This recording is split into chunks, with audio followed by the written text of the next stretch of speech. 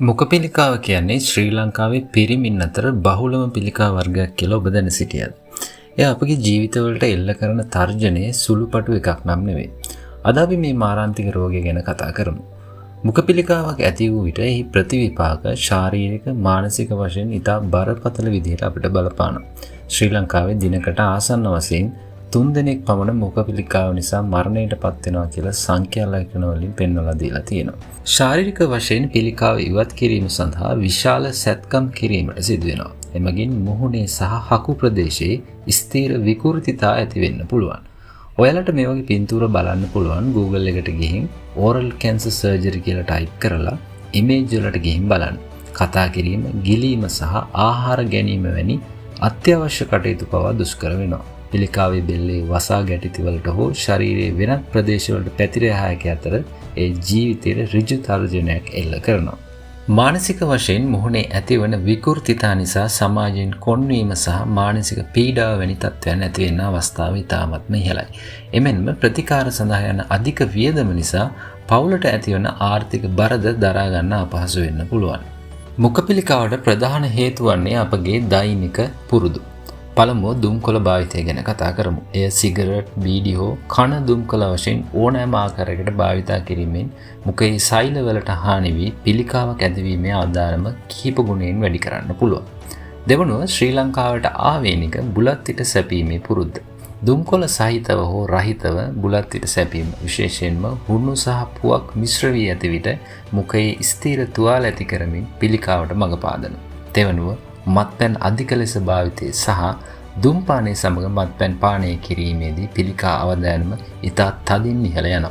මිට අමතරව මුඛයේ පවතින සෞඛ්‍ය ආරක්ෂක තත්ත්වයන්ගේ දුර්වලතා සහ ඇතැම් වෛරස් HPV වැනි වෛරස් ආසාදනද හේතු වෙන්න පුළුවන්. මුඛයේ සුව නොවන සුදු හෝ රතු පැල්ලම්, සුව නොවන තුවාල හෝ හකු මත දිව මත ඇතිවන ගෙඩි වැනි මුල් රෝග ලක්ෂණ පිළිබඳව ඔබ නිතරම අවධානයෙන් සිටීම ඉතාමත්ම වැදගත්. රෝග ලක්ෂණ සුව නොවන තුවාල සති 2-3ක් ඉක්ම වුවත් සුව නොවන මුඛය හෝ තොල්වල ඇතිවන තුවාල හෝ වන මේ යටතට ගැනෙනවා.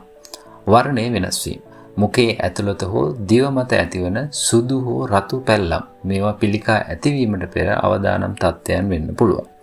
මුඛයේ ගෙඩි තොල් දිව හකු හෝ කම්මුල් මත ඇතිවන ගෙඩියක් හෝ ඝනවීමක් මේදී හඳුන්වන්න පුළුවන්. කැක්කුම වේදනාව මුඛයේ හෝ උගුරේ පවතින වේදනාවක් හෝ දැවිල්ලක් මේ රෝග ලක්ෂණ හැටියට අපිට හඳුන්වන්න පුළුවන්. ගිලීමේ අපහසුතා ආහාර ගිලීමට අපහසු වීම හෝ කෑමක් උගුරේ හිර වී ඇති බවක් දැනීම තවත් රෝග ලක්ෂණයක්. හඬේ වෙනස් වීම, කටහඬ ගොරෝසු වීමක් වැනි තත්ත්වයක් අපිට මේ අවස්ථාවවලදී දකින්න පුළුවන්. ඉතින් අපි මේ කතා කරපු රෝග ලක්ෂණ තියෙනවා නම් වහාම වෛද්‍යවරයෙක් හමු වීම ඉතාමත්ම වැදගත්. මුඛපිලිකාවේ සුවවීමේ හැකියාව සම්පූර්ණයෙන්ම රඳා පවතින්නේ එය හඳුනා ගන්නා අවධිය මතයි.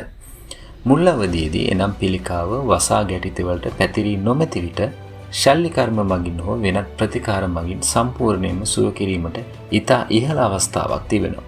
නිසි ප්‍රතිකාර සමග දිගු කාලිනව සාර්ථකව ජීවත් වීමට බොහෝ දුරට ඉඩකඩ තියෙනවා. නමුත් පිළිකාව පසු අවධියකදී එනම් විශාල වී බෙල්ලේ වසා ගැටිති වලට හෝ වෙනත් ඉන්ද්‍රියන්ට ව්‍යාප්ත වී ඇතනම් ප්‍රතිකාර සංකීර්ණ වන අතර සුවවීමේ අවස්ථාව අඩු වෙනවා. බොහෝ විට රෝගය පාලනය කිරීම හෝ රෝගයාගේ ජීවන තත්ත්වයේ වැඩි දියුණු කිරීම කෙරෙහි අවධානය යොමු කිරීමක් සිදු වෙන්න පුළුවන්. එම නිසා අවදානම් සහිත පුරුදු වහාම නතර කිරීම සහ නිතිපතා දන්ත පරීක්ෂාවන් සඳහා යොමු වීම අත්‍යවශ්‍ය වෙනවා. මුඛයේ ඇතිවන ඕනෑම වෙනසක් වහාම වෛද්‍යවරයෙකුට පෙන්වීමෙන් ඔබට ඔබේ ජීවිතේ බේරා ගන්න හැකියාව ලැබෙනවා. මතක තබා ගන්න. මුඛපිලිකාව යනු වළක්වා ගත හැකි රෝගයකි.